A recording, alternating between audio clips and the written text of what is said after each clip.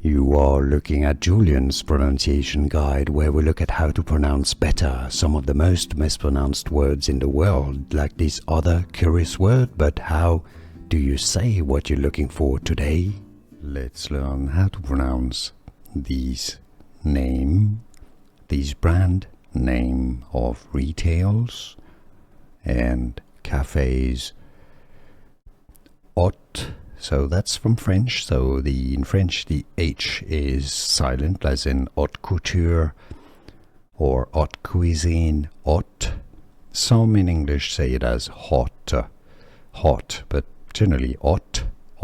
You could spell it OT, essentially. Haute Dolci. That's from Italian.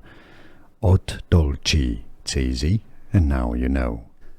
Here are more videos on how to pronounce more confusing words and names too many mispronounced. Like this video if you found it useful. I appreciate your support. I'll see you soon, and thanks for watching.